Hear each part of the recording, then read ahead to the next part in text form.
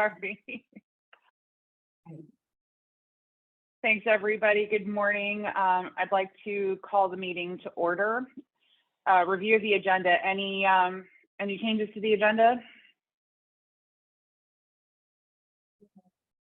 Great. And prior to going to our meeting minutes, I'd like to welcome Commissioner Kraus. I think I see her over there and heard her voice, so welcome. Sorry, I'm not there in person. Yeah. Unfortunately, I had meetings in the city this Friday, so I wasn't able to be there in person, but welcome. We look forward to having you join us for our meetings on every month. Thank you. All right, is there a motion to approve the meeting minutes? I so move. Second. All those in favor say aye. Aye. Aye. Anybody opposed? Don't think so. The motion passes. It doesn't look like I see anybody for public comment. Is there anybody present in person? No. No? No. Okay. All right. Thank you, guys. All right. Update on vacancies. Gina? So quickly, we did interview a social worker for the QRT last week. Dr. Reedy was in on that, and we haven't decided whether or not we're moving forward on that yet. If we decide not to, then we will post the position again. Okay. Otherwise, we're doing pretty well. All right. Thank you. All right, moving on to new business, the election of officers. Per our bylaws, we do our election of officers at this meeting each year. Do we have any motions on the floor? I have a question. I have an idea if it's okay with you. You know what? I'm sorry. It's okay. Never mind. Sorry. I nominate Karen Chapman as president. I second. All those in favor say aye. Aye. Anybody opposed? Nope. Thank you very much. I appreciate that nomination, and I appreciate the ability to continue to serve our community in this manner. Would you please hold on? Is there a motion? I'm sorry? Would you please hold on? Is there a motion Karen? For vice chair? Hold on just a second, Karen. Oh, okay. Okay, thank you. Sorry about that. I move that we nominate Brandon as our vice president. Since I have served in the past, Ann has and Elliot has, I think this is a good time for us to introduce Brandon to that position so that we would have everybody able to step up if they needed to. What do we do? I think Elliot's been doing a very great job, and I like to nominate Elliot. Actually, there's actually a motion on the table right now. I'd like to second that motion. Any discussion?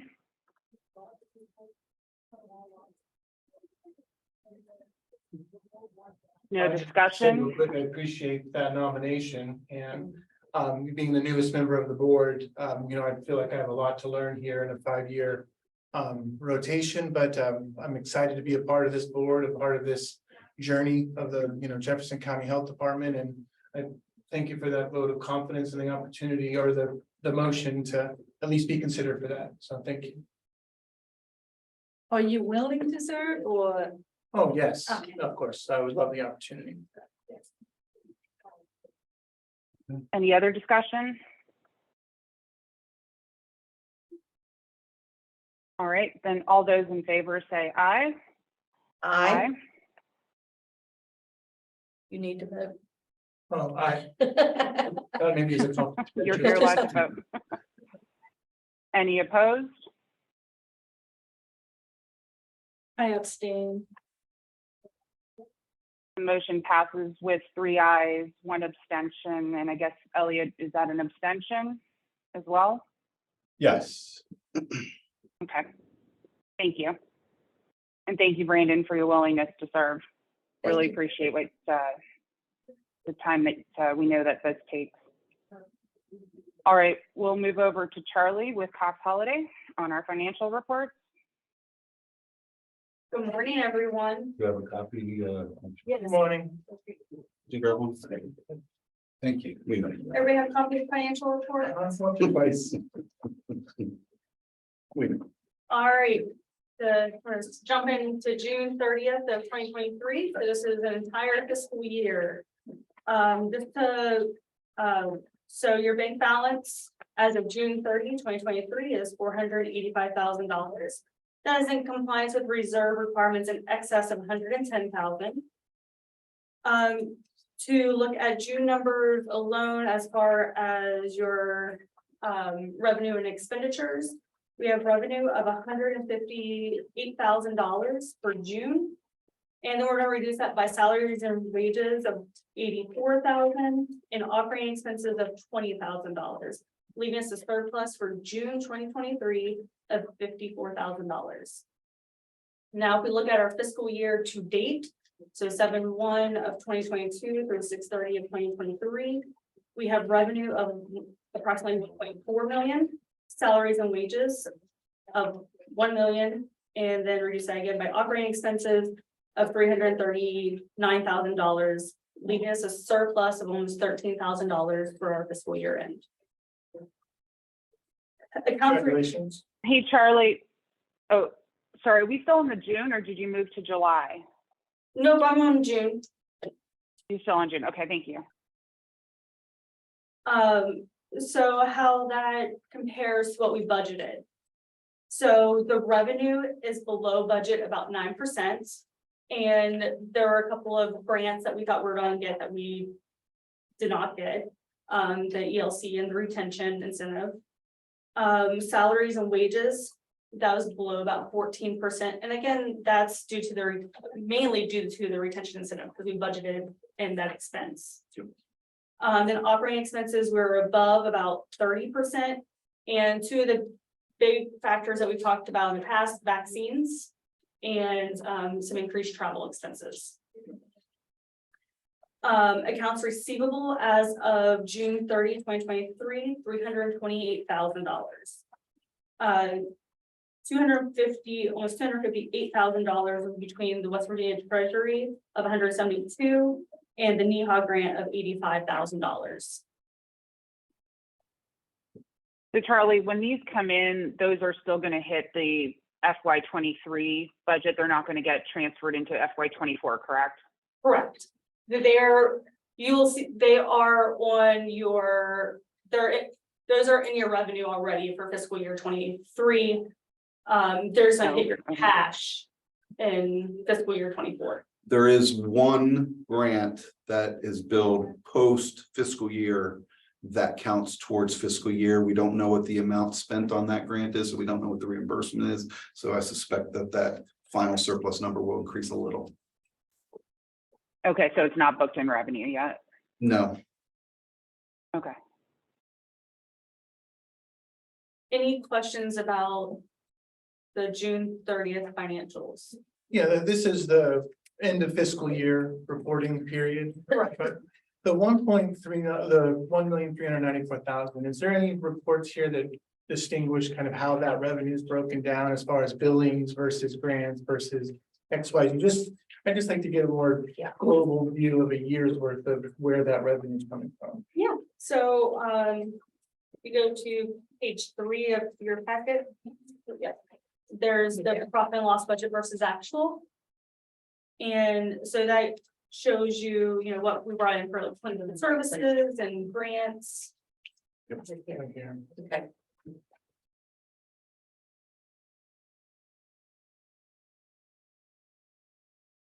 Any other questions for Charlie? Thank you. You're welcome. If no other questions, is there a motion on the floor to accept the June I move we financials? accept these reports. A second. Any discussion? All those in favor say aye. Aye. Aye. All right. Are there any opposed? Okay. Thank you. Yeah, this is section. Yeah. All right, then to the July 2023 preliminary financial reports. So this is the first month of the new fiscal year. I'm going over the key metric sheet. Our bank balance, $532,000, that in excess of reserve requirements of $183,000.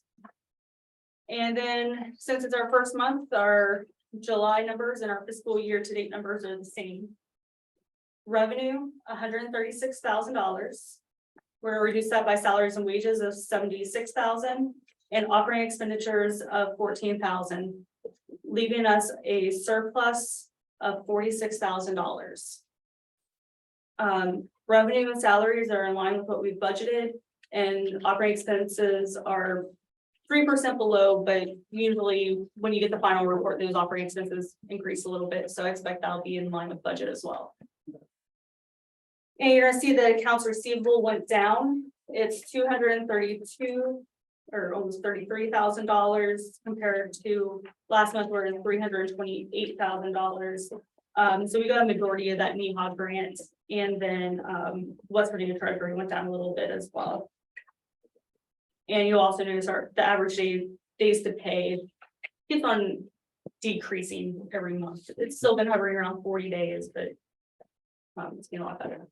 A lot of that is due to the fact that West Virginia Bureau of Public Health Grants Department is now fully staffed, which is great. We're gonna be able to get our reimbursements for a lot of the stuff that's outstanding over the next few months.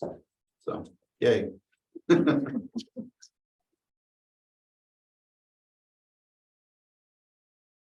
And any questions for Charlie? The county, I know recently the county executive had put an allotment in, I can't remember the dollars that were approved. Is that gonna start showing in this fiscal year as a revenue line item? It will, as soon as we receive. I'm not sure exactly yet how that will come from the county commission. But they did vote for a operating funding of $106,000 roughly. $106,000, and I've been in contact with the finance director and with the county administrator, and they're trying to figure out if it's going to come in as a lump sum, as a check, or some type of transfer. I guess ACH transfer is not something that the county does very much. And since we're not technically a county department, we're not part of that system, so we would be outside of that. So however, they'll probably do a straight check from what I'm gathering. It's like an annual check for the. Just an annual check, exactly, for the amount. All right, and would that go in the month received, or would that be? Yeah, that's how, allocated? no, I don't like to allocate it on a monthly basis. I would prefer that when the money hits the bank account, that it's input into QuickBooks as that amount, at that date. Okay. And then we don't have this confusing thing where, did that 106,000, was that, was it called amortized? Advertised, Yeah, was that amortized, or what did we take that in as, and that can be confusing, I think. Okay. You see it right there, $106,000. So we'll definitely see it. when You'll comes see it, in yep. the statements. You'll see it. Right. It'll hit the books. And if we see pictures of Gino in the Bahamas, we'll know that the check was made out in the wrong name. New Maserati.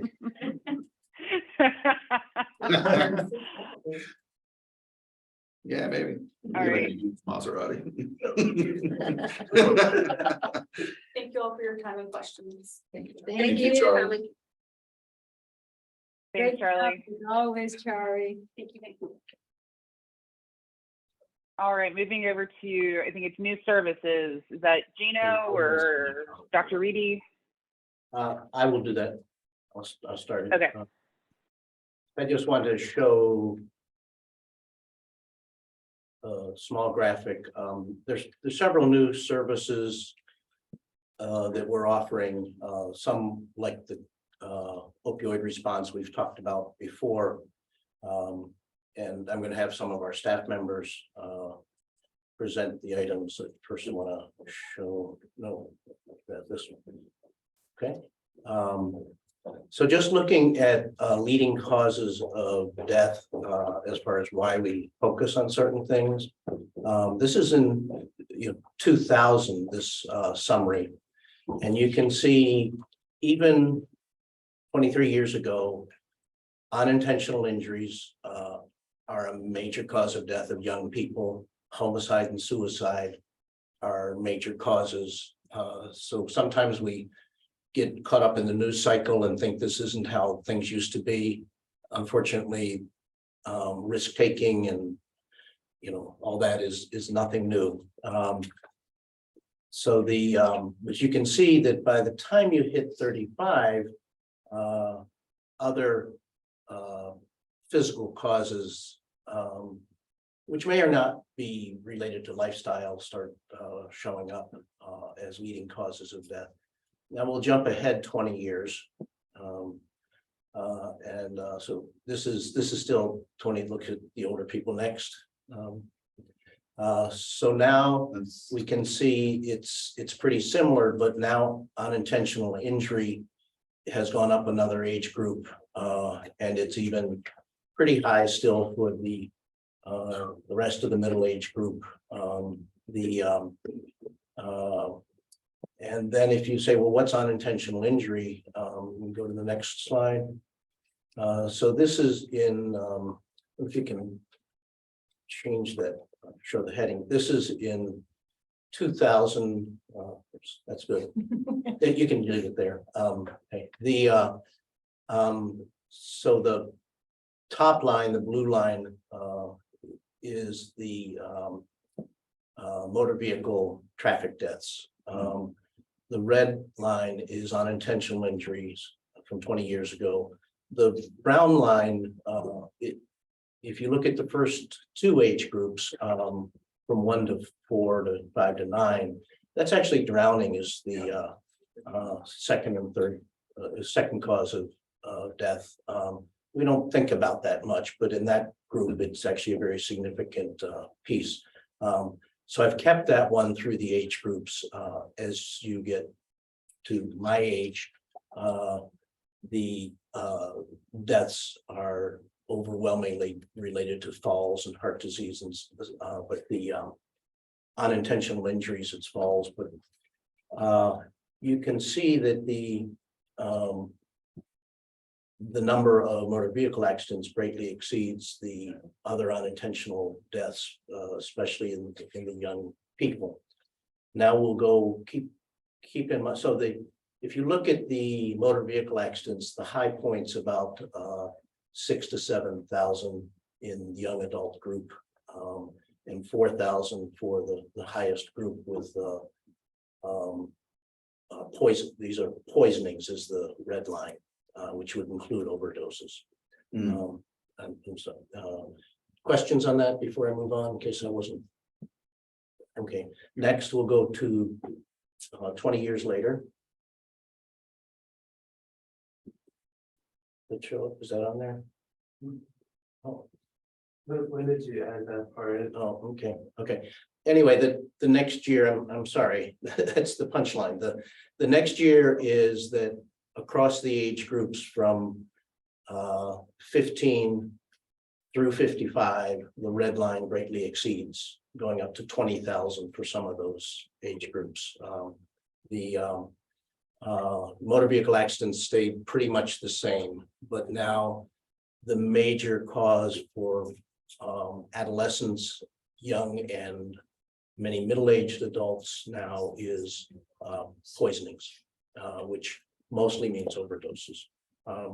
So that's why, we look at why is the average life expectancy decreasing. It's not because heart transplants aren't as good or that nursing home care isn't as good. It's that young people are dying, and that skews the average greatly. In the last few years, even starting a year or two prior to the COVID, we started seeing a drop in life expectancy in the US. Okay. So a couple of the news services I want to introduce you to some members. Robin, if you would start first. Hi, I'm Robin. I was a nurse here at the health department at the beginning of my nursing career, and I have been back now for about 4.5 years. So a few of the new services that we will be offering were offered here at the health department in the past. We will work with the state Office of Laboratory Services to offer rapid HIV testing. and lead level testing. They will be at no expense to the client. They are both performed by a simple finger stick. And with a rapid HIV test, the goal for that is to reach out to the members of our community that are at higher risk for HIV infection, to get them a quick result, to get them treatment. If they have a positive result, or to get them medication to prevent them from contracting HIV if they have a negative result. So with the rapid HIV testing, it's a simple finger stick. They'll get a result in 1 minute. Okay. If that result is positive, then we would do a second finger stick, which that test takes about 20 minutes. And that will confirm or contraindicate the first result. And then if that result is positive, we would, like I said, then link them to treatment and care. With the blood level testing, that is for children who, sorry, I'm nervous. Don't be, Robin. don't be nervous. So lead in the blood from deteriorating lead-based paint that is peeling or chipping or found on surfaces that children can chew can be a hazard. The lead level testing, again, is a finger stick, and we get a result with that in 3 minutes. If their lead level is over 3 and they need further testing, like a venipuncture sample, we would contact their primary care physician to send them for further evaluation, treatment if they need it, and also refer them to the state lead poisoning prevention program for follow-up. Any questions about any of that? Yeah, I have a question on the rapid HIV testing. I imagine a positive result in real time would be quite a challenging message to give to a resident who came and got that test. Are there any kind of protocols, or how would you address the messaging to that So resident? anyone that does the rapid HIV testing has to take a course that's put on by the state to provide HIV counseling for positive results. So they teach us how to talk to that person, and how to relay that information to them. Okay, so you're that first line of comfort and support as they kind of realize that diagnosis, and there's a state program that you're referring them to, the counseling? Well, the counseling would be us. Oh, so you, So we Okay. take, yes, we have to take a course, So- they train us to be able to provide the patient with that counseling I understand. and the correct way, to talk to them. And then, of course, we would always have Dr. Reedy, there if they had additional questions or, needed, additional information. Awesome. So both the Thank you. HIV and the lead are rapid tests that are pretty good as far as not missing cases. And not incorrectly identifying someone as it, so false negatives, false positives. But they aren't as sensitive as some of the more technically involved tests. Just like with the COVID testing there, the PCR and all that takes longer to get the results. But these, so in both of these, we will need further testing with a blood sample from a vein to confirm it. And then they would, so each person that gets it, even if they get a regular blood test in the office, we'd say, this is it, but because there's always a chance there was a mix-up or something, we need to confirm this with a separate sample. So people have a window. Most likely the person will have either HIV antibodies, or in the case of lead, that their lead level is higher than recommended. And then what gets done about it becomes the role of the practitioner. And so our big next step is getting them hooked up to care. And that can either be here for the HIV. We would usually get the primary care practitioner for the little kids involved, then figure out all sorts of things related to how to take care of the person So, but the HIV in Huntington, when they found an increased number of cases in people using drugs a few years ago, that was a big cluster. They found it through this community testing, just outreach events where they test and it'd be negative, and suddenly there were positives. So it's if you're not doing the testing, you're not going to find it because you can't see a difference in either of these. And also if their test even comes back negative, then there's still that counseling, because if they are higher risk, IV drug users, homosexual males, then you want to talk to them, you know, your test is negative, we would like to keep it that way. And there's medication out there that they can take to prevent them from getting HIV as well.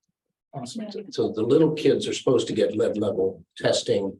We're now available in case. So some people aren't linked up to primary care.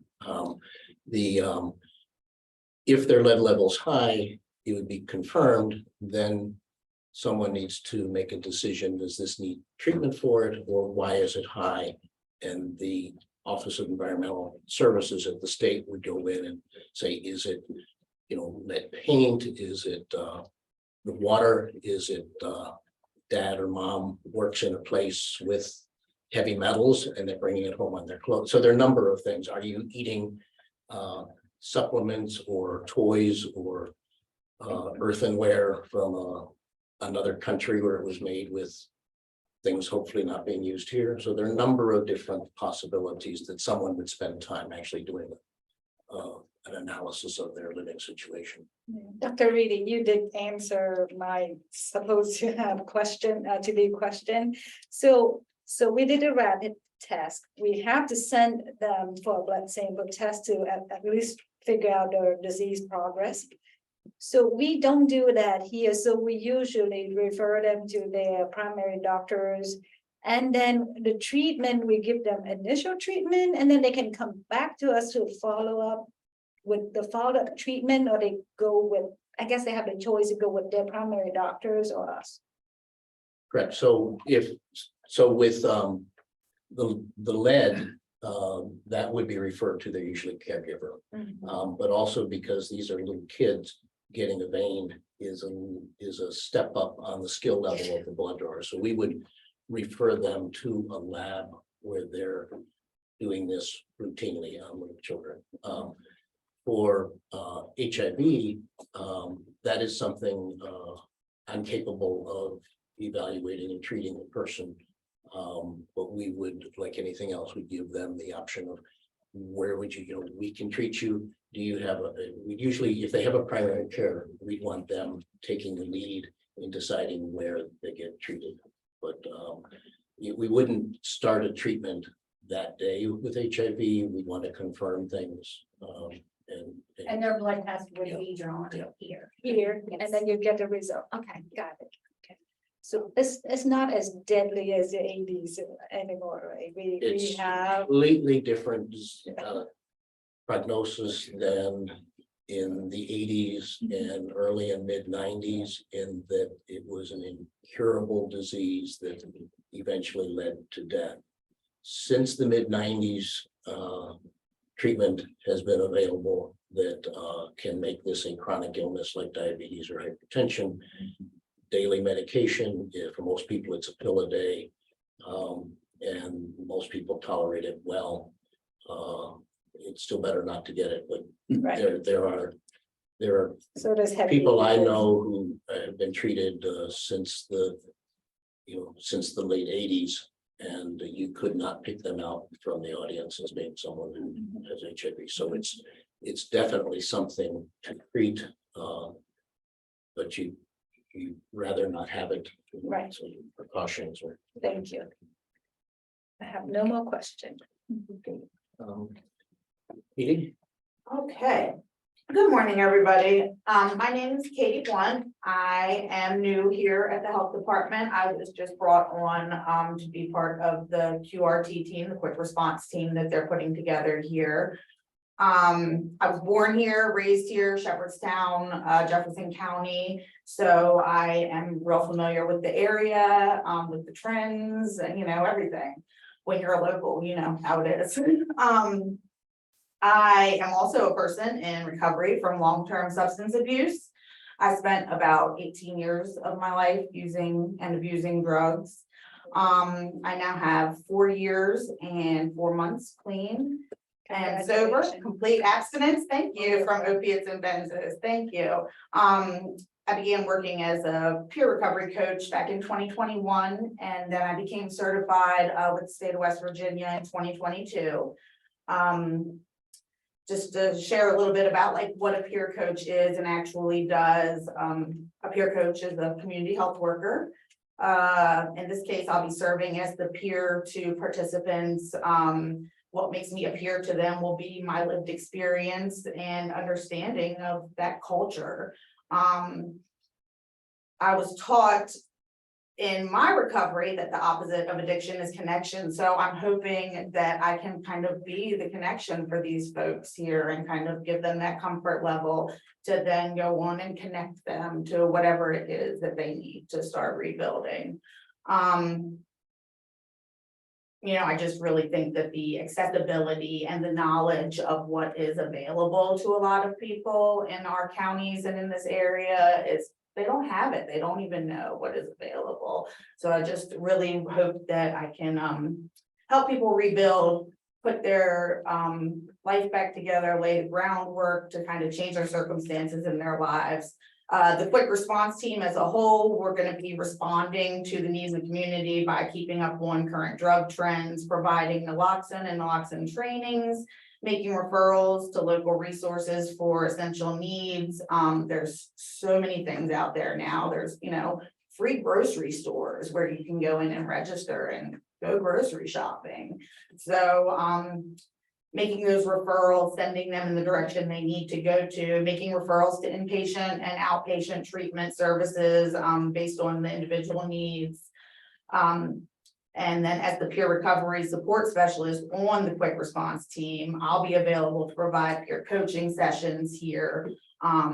Really listen to our participants, give them a safe, judgment-free space to talk and be heard. And then, like I said, being a local and working in this field, I am familiar already with a lot of the resources in this area. So I just, like I said, I believe in connection. I believe that connecting these people to their critical resources is key to helping them reconnect with their community as well and rebuild their lives. So again, I'm hoping that I'll be that piece to help some of these folks here in Jefferson County that are looking for that and don't know where to start.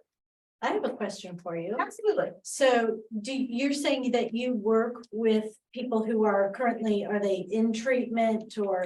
I work with people who are currently using, I work with Okay. people who are currently in treatment, people coming back home from treatment and figuring out what that looks like, because that's a huge piece. So that, and that's wonderful, obviously, it's necessary. I was just at an event last night, and one of the things we were discussing in the room had to do with at-risk youth. When a parent goes through the court system and they're dealing with all of these charges and things that they have against them and whatever, you know, a lot of people are forgetting about the children who you know, might go that direction. And is there anything in place to address, you know, to be there for these children so that they don't start down that path that So- they've seen their parents go down? Absolutely, absolutely. And that is a huge piece. Currently here in Jefferson County, I'm not aware what they may have going on in their schools as far as us starting here with this quick response team in response to the opioids and stuff. We don't have a juvenile program as of yet. But if you are familiar at all in Berkeley County, they did start a new juvenile program. It started out only being allowed or wanted in one middle school in Berkeley County. They now serve every middle school and every high school in Berkeley County. And it is not a dare to keep kids off drugs, just abstinence, just don't do it. It is a very educational piece. And they allow people like myself and other people who work in this field to come in and speak to the youth and kind of give them our stories. And of course, we try to keep it as PG as possible, but just to give them, the education, you know, it would be silly for us to think nobody's gonna try anything. Right. But if you're aware of what could happen and what it's going to look like if it does happen, or even if you do go down that road and someday in 10 years after drug use, you remember my story of what I told you I did to get out. That's, you know, you did something, you helped somebody, but definitely, hopefully in the future, that'll be something that we can grow to here. The juvenile thing is a huge part, so, Right. but unfortunately, right now, this is just starting here. Right. Thank you. Yes, ma'am. Are you willing to go to the school to speak to students? Oh, absolutely, I would be willing to. I'll call. So, well, this is up to the school board. Actually, I've met with the new superintendent. I'm meeting with the school nurses next week with their peer support specialists. It's not as if this is ignored in schools, but it gets complicated. One of our big roles will be a resource if people don't know who to call, what to do, is we will start. Much of what we do will be networking and referring people to this special service.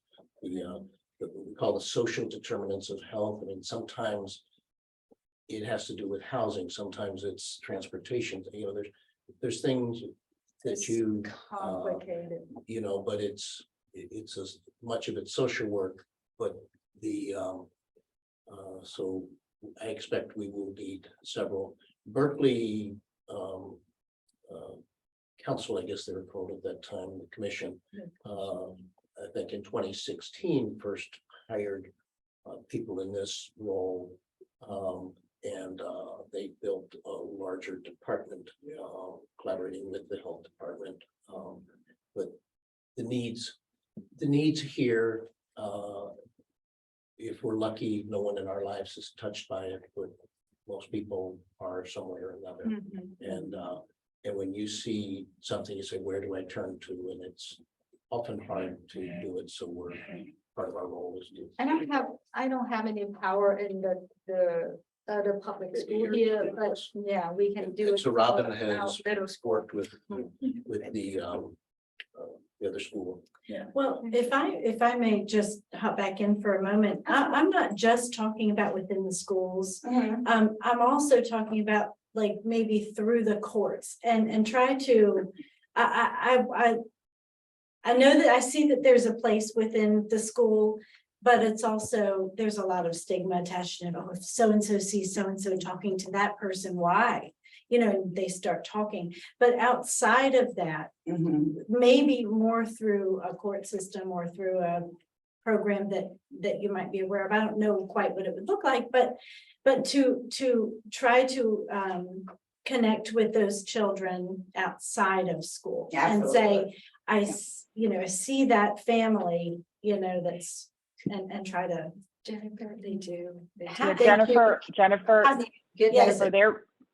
there was actually a law passed by the state a few years ago that allowed basically power of attorney to be given to sort of anybody that a person who's in crisis gives it to for their minor children. So if they're unexpectedly hospitalized, if they have to go into treatment, you know, and it's not just drug related, but anything that may, you know, remove the adult from the home. And we basically created a provision within the law so that if there's somebody in the church or a neighbor, because not everybody has family, or maybe the family is no longer, you know, maybe they're detached from their sort of extended family. So there are also mechanisms in state law that allow for that, for the minor children, instead of going into, say, foster care, allows them to stay within their home community with a trusted adult. I don't know if anybody's actually ever used that law, but I know that's one that's also created that provision here in West Virginia for minor children. Okay, thank you. So how do you get to these clients? How do they find that this exists? Okay, so ideally, most of the quick response teams in the state are already linked up. They have some type of connection with EMS or with the police department or whatever the case may be. and they're receiving reports on overdoses.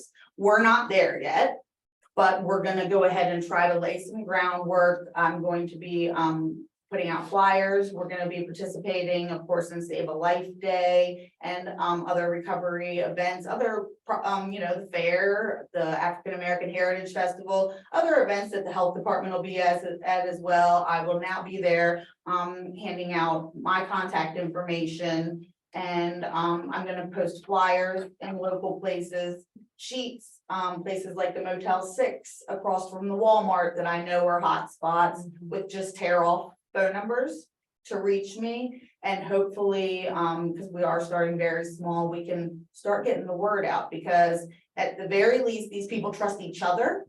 So if I'm able to work with somebody and they say, hey, I know that I went to treatment, you don't want to go to treatment, but I know this really great lady that can maybe help you get some things in place anyway. They do talk to each other that way, we are all humans. And so, my biggest part right now is to get the people I do get in touch with to trust me, and hope that the word will start to spread until we get those final pieces in place of making sure that we constantly every day are being aware of what's happening around us here in Jefferson County. That will really help us to get out to the right people. But there are ways we'll get it out there and going. It's just slow and steady right now. Do you have the flyer ready? I would post this in our church for you. We have several programs there that, people will come and they have counseling and stuff like that. They talk to a priest, and, it's very good that the priest know where to go to point them to. Yeah, absolutely. I don't have it today, but I can get it to you in email it. Yeah. As soon as possible. And referrals from everywhere. That's the other thing. Local community partners, Jefferson County Community Ministries, Goodwill, all those places. I'm gonna go and do face-to-face, phone calls, emails, and introduce myself and what I'm doing here. I'm sure most of them are familiar with the model of Berkeley County. So I'll probably just, kind of do a small intro like I'm doing for you guys, and have them be able to put a face with the name so they know who they're referring to, and have them start doing warm handoffs to us as well. So. I just want to say, I really appreciate what you're doing. Well, thank you. Me too. I know I that think that's fabulous not work. easy, and for sharing what you've been through and really connecting with people who are in that very dark spot. You made it out. Thank you. You made it out, and that's an inspiration to others. And thank you. Thank you. Appreciate it. Anything else for me? No? Thank you. Thank you. And so, Lindsay, you take the next step. So my name is Lindsay Gregory. I'm the nurse director here. I am soon graduating as a psychiatric mental health nurse practitioner in 2 weeks. So I'm very proud of that accomplishment. Congratulations. Yeah. So I wanted to talk to you guys today about a program that we'd like to open along with the QRT, which is called the Office-Based Medication Assisted Treatment Program. And it's otherwise called OB-MAT. You'll hear OB-MAT or even MAT being used alternately for it. Basically, it's a program that is it's a crucial element for helping substance use individuals receive treatment. It's usually seen in offices. There are substance abuse clinics around, but an OB-MAT program basically is a primary care facility among taking care of diabetes and cardiovascular and all the other arenas of medicine. They also care for substance use patients and are able to provide FDA-approved medications. You've probably heard of methadone, buprenorphine, Suboxone. So here at the health department, we'd like to start the OB-MAT program providing only Suboxone, which is a combination of buprenorphine and Narcan. To open a program like that, a medical provider needs to have appropriate training, and Dr. Reedy qualifies for that. And I will soon, to us being a nurse practitioner, I'll also be able to be a provider for it. The DEA gives a waiver that allows us to prescribe these medicines. One of the beautiful things about an OB-MAT program is it provides us a arena that people can seek out treatment with less stigma, because they're coming to a regular office facility and nobody's gonna know why they're here. So they're more likely to seek out treatment. That's what research has shown quite a bit. So what does a typical program look like? A typical program is where a patient decides that they want to start getting into recovery.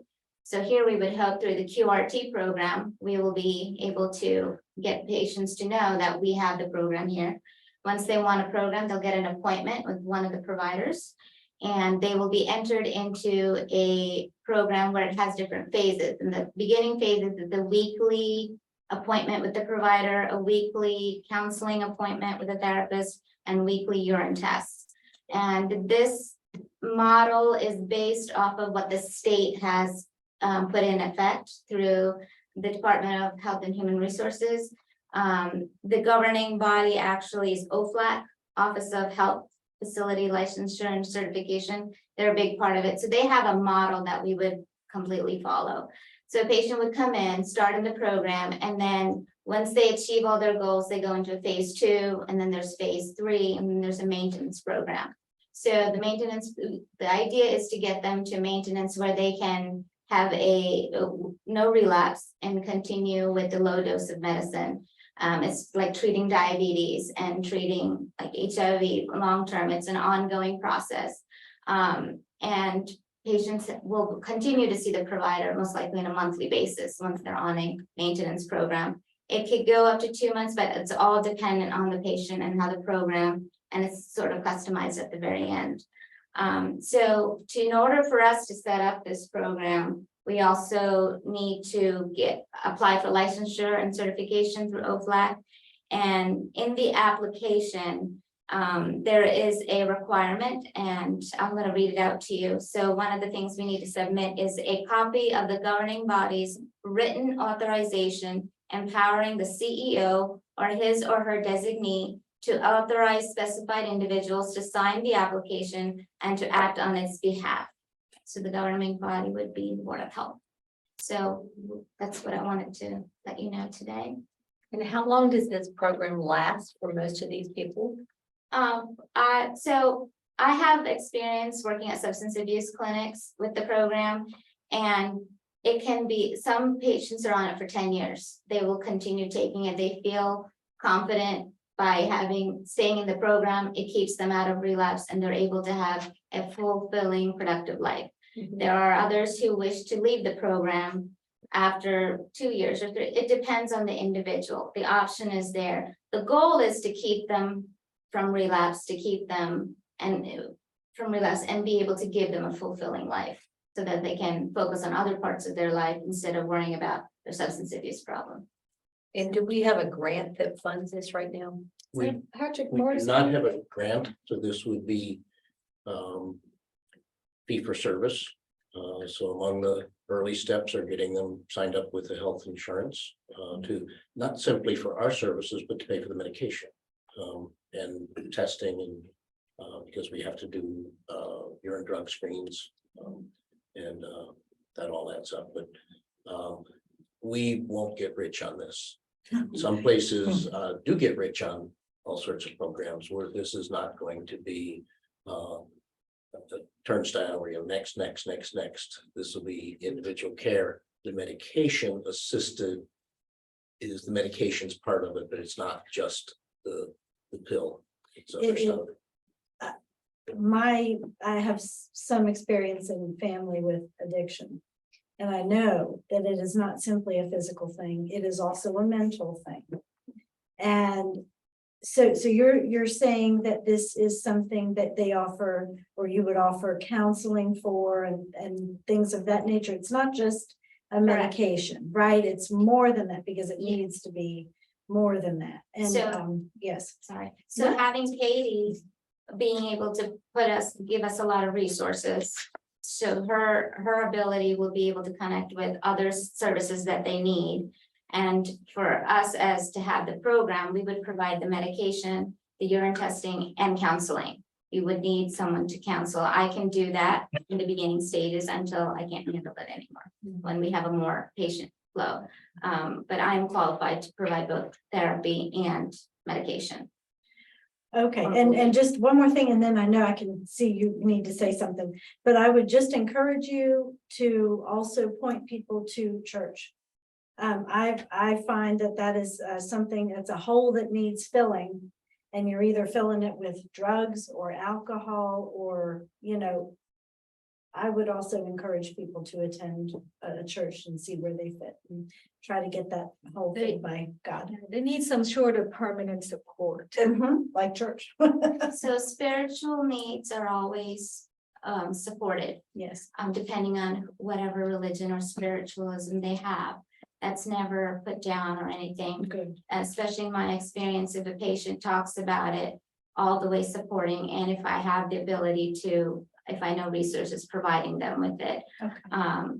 But there's nothing against that. That's good. Yeah. So thank you. And when Katie meets with people, she tries to find out where they're at and what they're willing to do. And for many people, getting involved with a 12-step program like Narcotics Anonymous, which are, and many of the churches sponsor those. For many people, that's a successful way to recovery. For many people, it's a combination of that and other things. So it's multiple pieces. Can I ask one Yes, question? I'm sorry. Okay, thank you. I'm sorry. No problem. You say that an exclusive medication has been selected among others, right? So what was that process?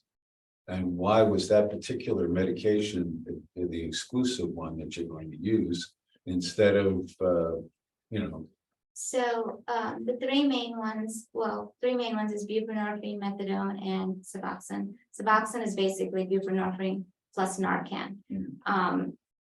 Methadone, to prescribe methadone and have a clinic like that has its own speciality. It has its own regulations. There's a lot of heroin was originally created as a treatment for morphine addiction, and then methadone was created as a treatment for heroin addiction. So, I mean, we keep moving, kicking that can down the road. How is this medication? So different? Suboxone has a ceiling effect. You will not get the euphoria from Suboxone. So even if someone is getting the opioid, they will still test in their urine for having opioids, but they don't get the euphoria because the dopamine has a ceiling effect. Okay. So that's why Suboxone has become very popular and very well accepted in the medical community, more than methadone and previous treatments, because the patients can take so much. Even if they were to get their hands on more and abuse the drug, they're not going to get the euphoria that is associated with the high. So what was the process then that was, used to select this drug? Were there clinical trials? What's the process? There's probably around 20 years of research on Suboxone. Okay.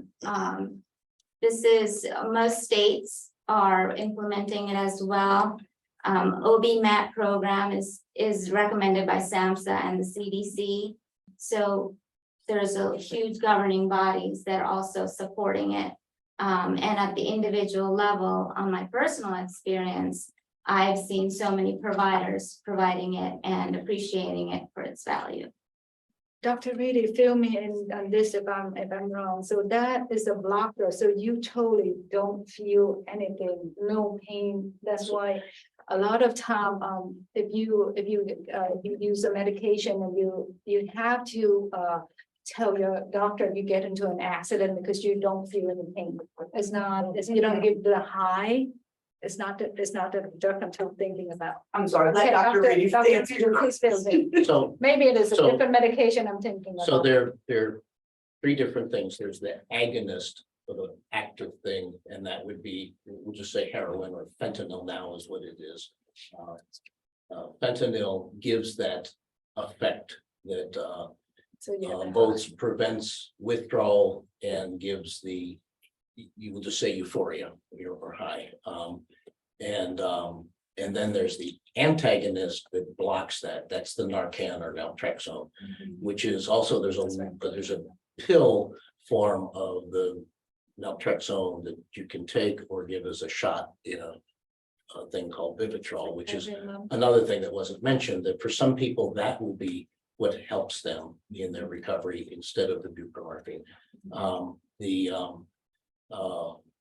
But so that's an antagonist. If I give that to someone, so if I give Narcan to someone who's using, it will precipitate withdrawal, which we don't want to do because they're not coming back if I do that. One of the reasons to use once you're addicted is to avoid the withdrawal, which can be extremely uncomfortable. Buprenorphine's a partial agonist antagonist, meaning it prevents the withdrawal when given in sufficient dose. But it also has some blocking effect and a sealing effect. It doesn't, so if I give more and more heroin, I get more and more effect. If I give more and more Tylenol, I don't get more and more effect. It just, there's so much and that's it. So the buprenorphine sort of an in-between. Some people will sell their buprenorphine on the street. Everything has a street value, everything.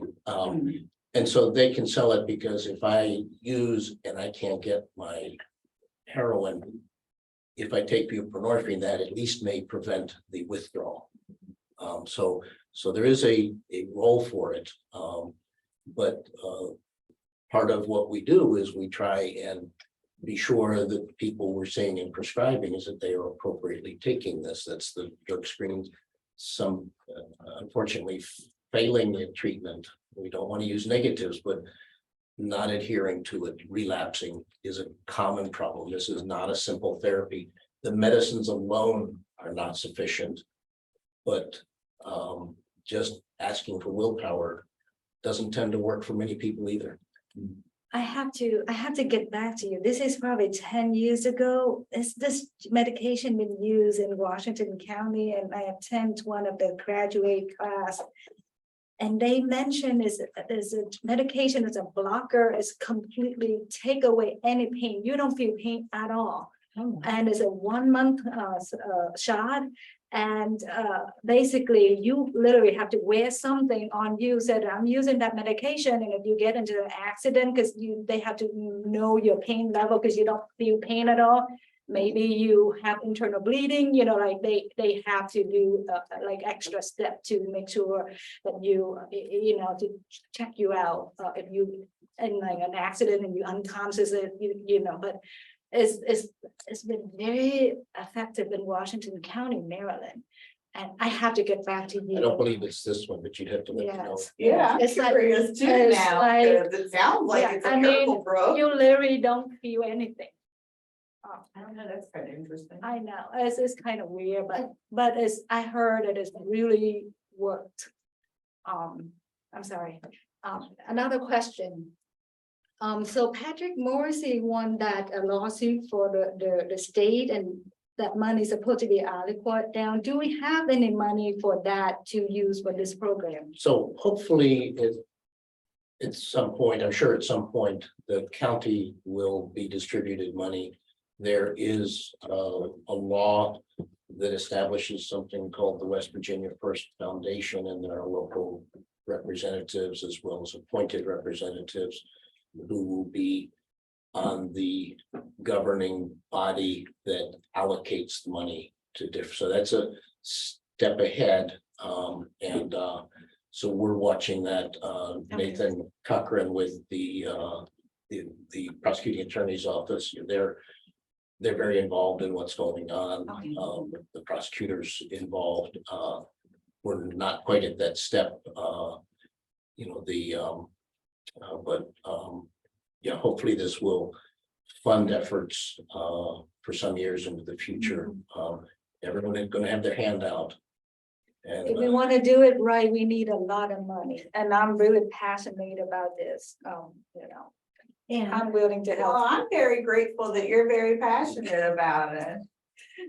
Really, I mean, because it is a big project. It's the whole reason why I volunteered to serve here. it is a big project, but I think that it's a need and,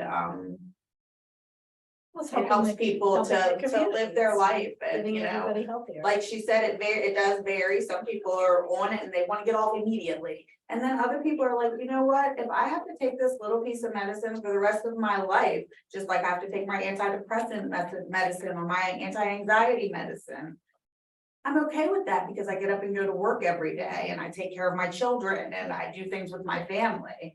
And if we're able to give somebody that, like, and they want to do the work for it, because we can't give it to them for free. You know, if it's available, it just makes it all a lot easier than if it's so difficult to get to. Right. So Has there- Lindsay, I think you Go ahead. need an action from the board. Is that correct? Yeah, just one quick question. I'm just curious, has there been any Oh, kind of sorry, go ahead. formulas created on like the ROI, or is this gonna break even after 2 years, or has there been any kind of analysis financially on what it will look like 2 years from now, this program? And No. Okay. No. So this is starting small, and if we expand it, so this is staff we already have. There are a few small expenses. We would have to modify one bathroom here so people can be observed collecting their urine specimen. You know, that's not a major piece of construction by any means, but otherwise it's office based is the space you have. okay, So you remind me where the revenues coming from? We're charging just like every other clinical service, we're charging the patient. Health patient insurance. or- health insurance. So this is a treatment. It's not grant supported. Now, grants to help subsidize it would be good. The mental health services are not usually money makers. The people not showing up for their appointment is not uncommon. It's hard to be efficient, but it'd be nice to not have to deal with this problem, but it didn't go anywhere. A lot of the current staffing is being personnel costs are being offset by a grant that has been awarded to us. So building it has been part of that So the grant. grant has been part of the startup. Correct. Capital. That's, yeah, I would consider it somewhat of like a startup capital essentially. But there are other practices here who this is what they do, their whole practice, this is their business model. So we needed to work from a business standpoint. Yes. Certainly if we're going to expand to be sustainable, you can't hope each year for another grant. Exactly. And the next QRT grant has not been even proposed yet for fiscal year 24. So we don't know if that will actually ever hit. So we'll have to see. I hope it does. You guys need action from us to approve this program going forward. Is that correct? Correct. Go ahead. Yeah, Alex. Go ahead, so Alex. then Sorry. my question is then. At what are the timeframes in which the program is monitored to see if it is sustaining and if it is, it's not draining resources from the Board of Health? That's something I look at on a daily basis. I look at that regularly. So I probably, for me, So like 6 As the months from yes. now, we would assess the program. I mean, if Yep. that's part of the motion, then I would be willing to support it. yeah, well, we would definitely have to have, As long as there's really like close oversight over something new to Of make sure course. that it's Yeah. working and that it's not a drain on resources. I'm more than happy to provide a quarterly on it. And say, hey, this is where we stand, we're losing huge amounts of money on it, or we're breaking even like we hoped. And those types of things, and be able to establish a pattern of how something like that may move. So every quarterly or biannually or something like that, something we can agree to. Because if it is, there's a lot of different factors here. Sure. Because let's say it is draining resources from the Board of Health. Mhm. But if we can point to that there are 8 people out there that are now drug-free. Yeah. Then that's something that's very, very valuable. So, I mean, more valuable than money, actually, so. That's the kind of thing that I'd like built into the motion, just that it is evaluated on a quarterly basis, and then we get to. I'd like to add that the. Elliot, sorry, 1 second. Elliot, did you want to create the motion? Do you want to put forward the motion? With a 3-month evaluation. That includes your evaluation language? To approve the program that Lindsay has proposed. I would say let's we vote on approving it, providing that there is a quarterly evaluation of the program going forward. I just wanted to add, just if it would. I'm sorry. We can put that in the discussion. There's a motion on the floor. Is there a second? I second. All right, now we can discuss. Sorry, go ahead now. We have a discussion on the floor. I apologize. I was just trying to say the OFLAC also will continually monitor the program because it is through the state and they will be we will have to give them continuing reports. They will have inspections as well, ongoing. So then whatever reports you give to them, you can copy this board on. Okay. So these will not be financial Right. reports to them. They will be monitoring that we are meeting quality standards, that we're not. And then in addition, we could provide a financial. Financial Financial and background on also sort of a, progress report, Right. exactly. Yeah. Good word. More than money, it's about human lives. Right. Well, money matters. How many people have we helped, rid themselves of these demons? So, Right. We can't say no, people ask for help, that's Right. bottom line, it's human life. And not here anyways, as a public health. It's a public health department, we can't deny service. And we don't. No, I refuse. I jump in with them, I will not say no. So we have a motion and a second. Yes. Yep, so We all those ready in to vote. favor say, is there any further discussion? Okay, all those in favor say aye. Aye.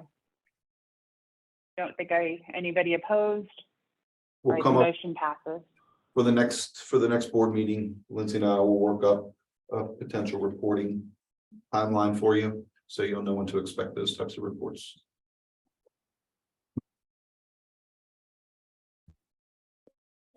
All right, thank you all. Good, It was great absolutely. meeting all of you.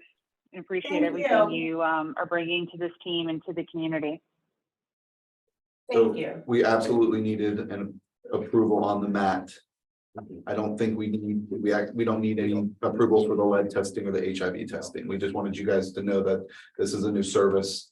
And it's a needed service, and that the board is aware that it's available. And if anybody asks, hey, you can get that at the health department. I also wanted you to meet some of the staff because Yes, that's we have who's wonderful actually staff. developing a lot of these programs and implementing them. Yep. Though you see me, that's not necessarily doing the care. Right. The people doing the real work. Well, thank you guys for putting that together. We're gonna Thank you move all into for the coming. agency activity reports, starting with environmental. I guess Gillian, you turned your camera on, so I guess you're gonna give us your report. Good morning, everybody. So last month, there were a total of 164 inspections and 24 plan reviews. And although those are down a little bit from June, we did have 2 sanitarians take vacation, and 1 sanitarian and myself went away to the National Environmental Health Association conference for a week, and we both presented at that conference as well. So, and our routine food inspections, although that number's down from June, it's still up from the 8-month average because of our additional sanitarians being out in the field, getting that work done. And I am setting up interviews for the 4th sanitarian, the vacancy for the next 2 weeks. So hopefully we'll have a hire there soon and be fully staffed. I think that's all I have for my update. Any questions? I have a question. So, Ms. Beach, I have had a couple of complaints with respect to the well and septic and permitting that I did email with you about a little bit, maybe a few weeks ago. I think you said that the first issue that I have, which I've actually only emailed you about this first issue, was more of a state issue, and I should address it at a state level with respect to permitting and the fees and so on. I was just at an historical landmarks meeting on Wednesday evening, and I was speaking with Miss Addison Reese. She's having a very difficult time with your department or your office with respect to drilling for wells and septic on property right next to where they have found human graves. And I'd like to know a little bit more about that. Maybe you and I could speak at a separate time about that, but I have pictures from Miss Reese that I could share with you. Do you have any idea what I'm referring to? I believe the property is in Middle Way. Yes, I've been in communication with Ms. Reese several times about that property. Well, what about offering permits to people to dig right next to where they found human remains, graveyards, cemeteries? We did all of our due diligence on that property before any permits were issued. The property is owned by a property owner that was trying to get well and septic permits. We made sure that from everything that we were told before we issued those permits and that we saw during our site visit, that there were no gravestones or anything else anywhere close to where they were being permitted. Yes, ma'am, but I have pictures of the drilling next to the gravestones. So I'm a little concerned about that. Did you go Jennifer, I recommend that you maybe connect with Gillian offline. This is not really the purview of the board from our responsibilities, but if you have any more inquiries, obviously you're representing voters in the district, to maybe connect with Gillian so you guys can compare notes and get the information from her. She's clearly obviously also not prepared to probably provide all of the data and all of the files that she probably has about this case. So I think give her the opportunity to have her information ready, and so you guys can compare notes and sort it out. That's just fine. Miss Branch, I'm sorry, Miss Beach, pardon me. When do you return? Are you back next week? Yes, I'll be back next week. Okay, well, I'll send you an email. Maybe we can connect next week. Thank you. Okay. Thank you very much.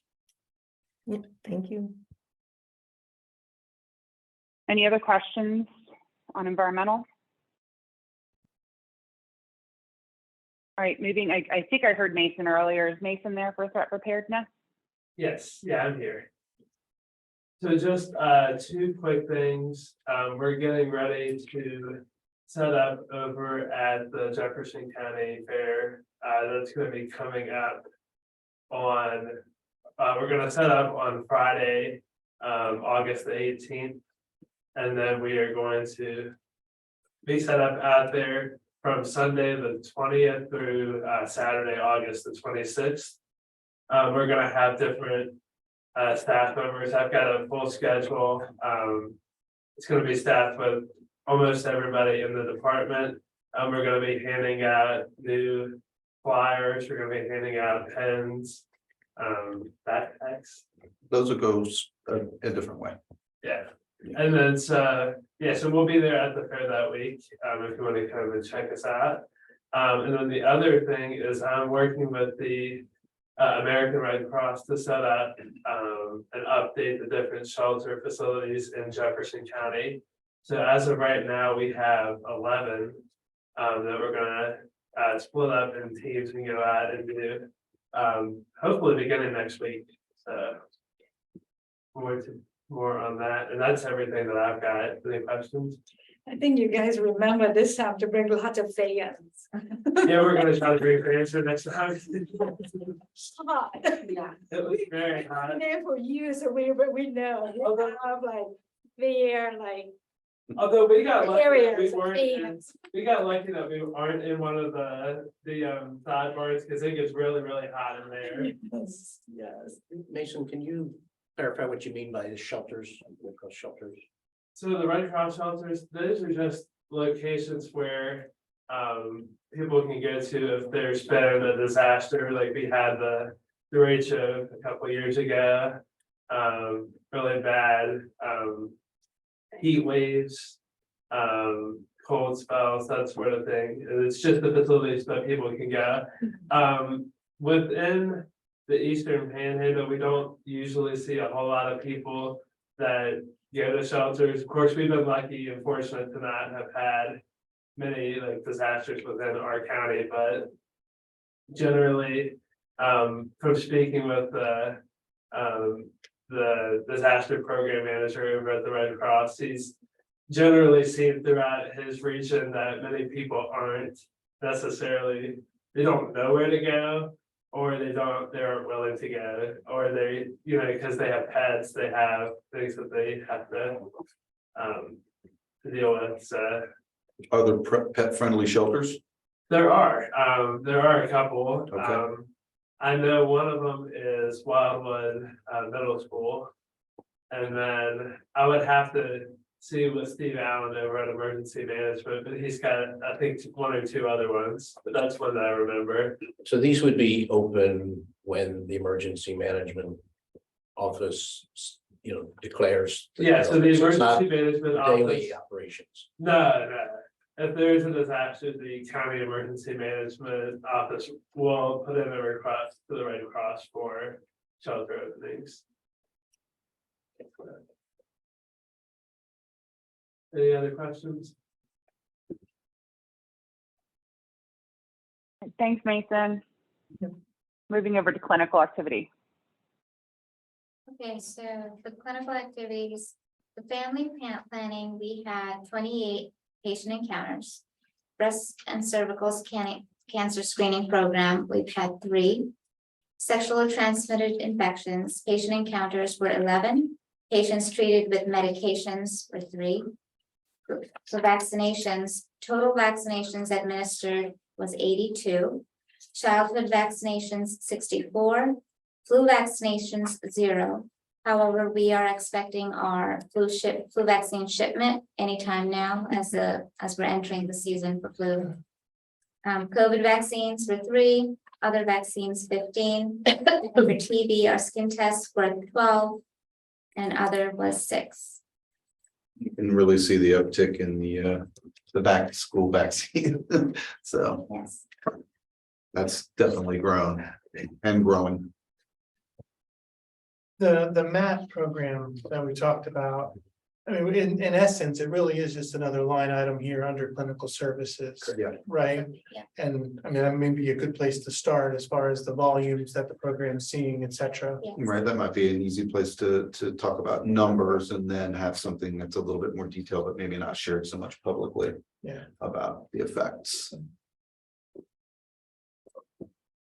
We're allowed to give vague numbers and things like that publicly, but we have to be careful. We're in and around HIPAA to make sure that we don't produce any type of identifiables. And you understand that, yeah. So with the COVID vaccines, are we still, what kind of informed consent are we providing for the people receiving the COVID vaccines? Because it's still not approved and community is still not available. And is the. We'll get into that in the health officer report.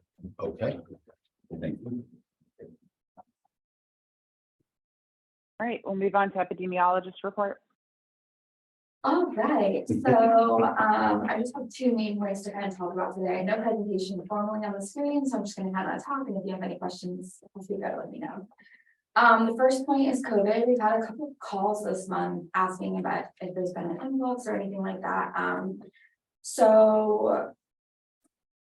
I just wanted to come out and say that the report's current numbers are looking normal with the national trends, like there's nothing abnormal going on.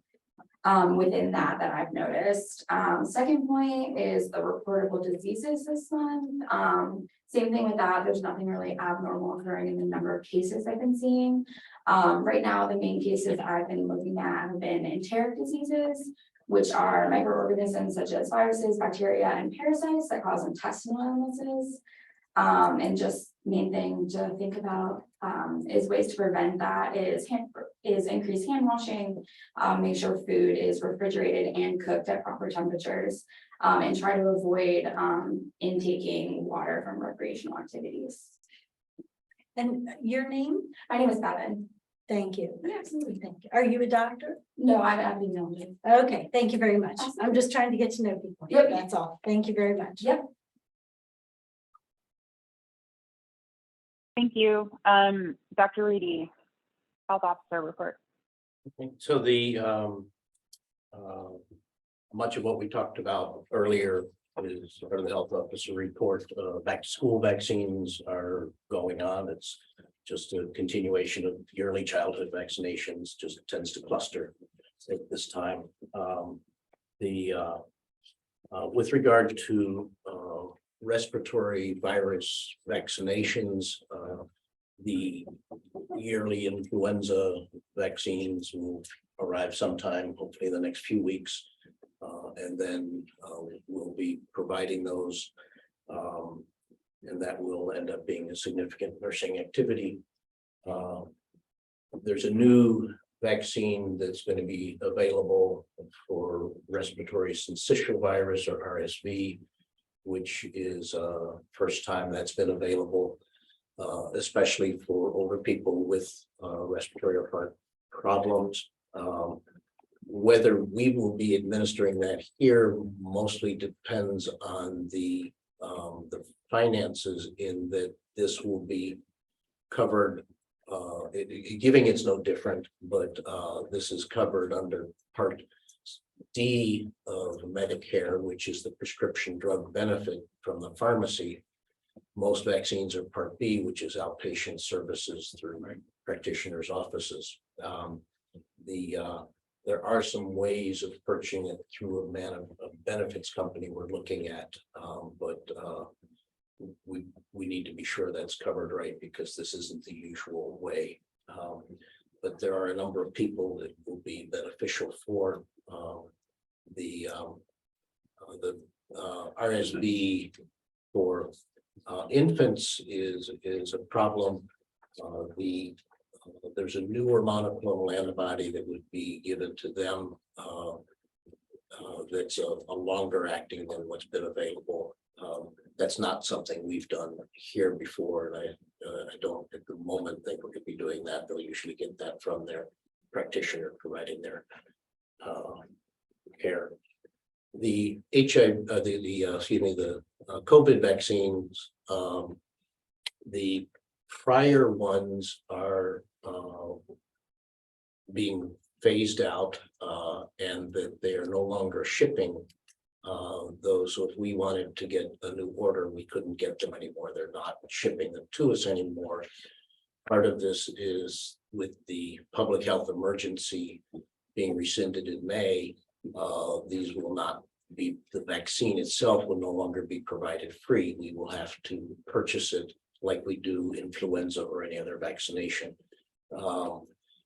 The newer vaccine, which is going to be by Pfizer, Moderna, and Novavax, different technologies, but it's all going to be targeted against the same virus variant, which is one of the newer variants. By the time it comes out, there will be another variant. It will always be changing. That's just the way it is. But they tend to be more similar than different. So the thoughts are the newer variant is closer to what we're going to be exposed to in the months to come than the original Wuhan. So this will no longer be the bivalent or the combined one from last year booster was a combination of the original Wuhan strain and the Omicron. This will just be a single newer one. That has not yet, these individual vaccines have not yet been approved by the FDA and then the CDC, and then the financing piece of what insurances will cover it and what we will get reimbursed are a big piece. So we have not ordered that because we would have to order it directly from the company. If the cost of these is, let's say it's $120 per dose. So a high dose flu vaccine might be $65. And that would be reimbursed by the insurances. So that works. We buy it and eventually we charge for it and get it. If we don't know yet what we're going to get reimbursed, if we buy $50,000 worth of vaccine and the insurances won't pay what we purchased it for, that's not great business. So we're waiting to see what's going to happen. I don't anticipate these being available to actually administer to people until the end of September. I have a question on that, so I'm sorry. What else liability insurance get to say about if we purchase medication that is not approved by the FDA? So first, it's a standard of care. So what we would be doing, it not be something we just get the idea, oh, we inject this, it might be cool, might really work. So these would be things we would be going by FDA authorization.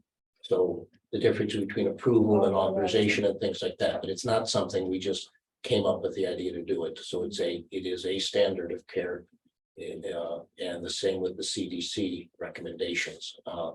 So we're not going ahead until these exist.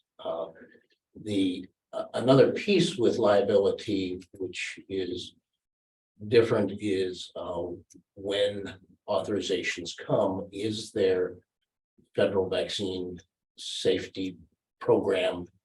Is there, as Elliot's come out before, is there are protections from the government for the manufacturers and those administering them, through vaccine legislation.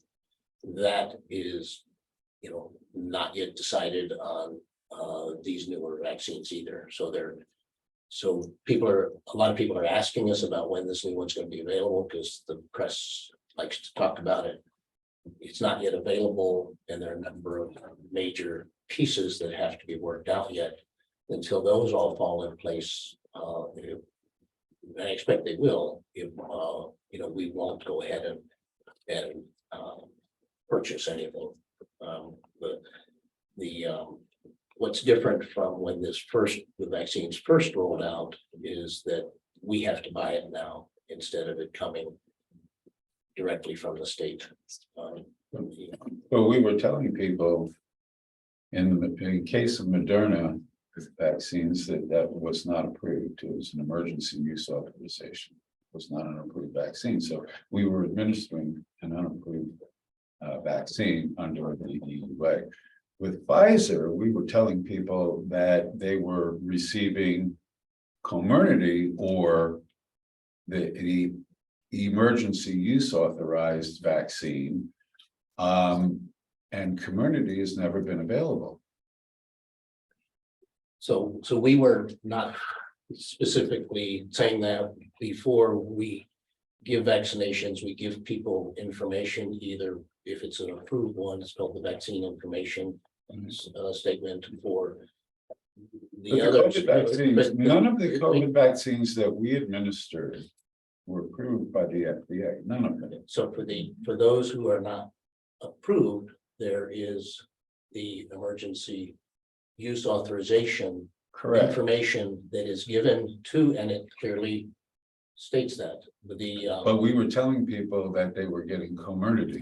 The sheet we gave them actually said it could be one or the other.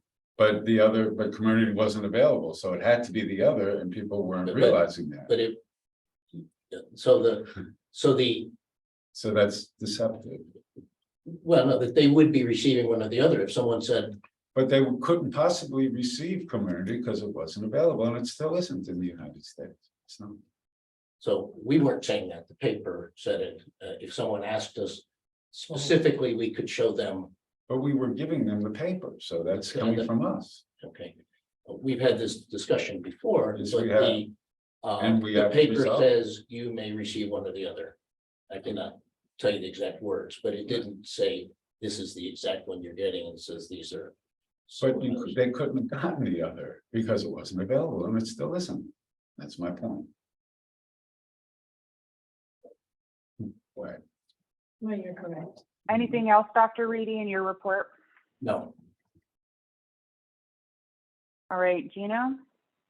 So just quickly, we had a great end to the fiscal year, came through with a small surplus, which probably will be added to. So I just want to make sure that everybody sees that it's the third or fourth year running. I think it might be the fourth year running where we've run a slight surplus, no longer running deficits that we had run for more than a decade. So those days are over.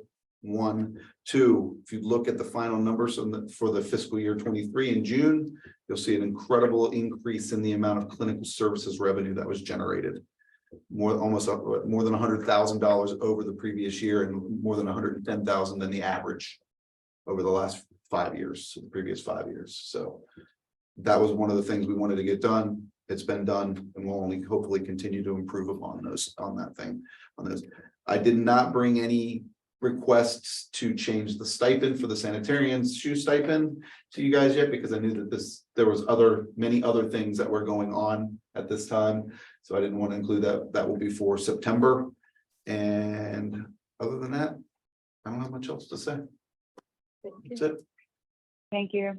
And Gino, congratulations to you, Dr. Reedy, and all the staff and all of the budget work and revenue work and all of everything you guys have done to contribute to putting this organization in the positive.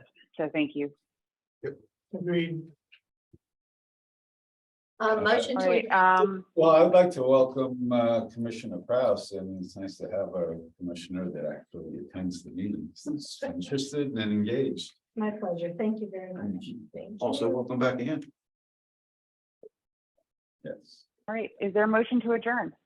I move we adjourn. I second. All right, is there a second? Thank you. All those in favor say aye. Aye. Aye.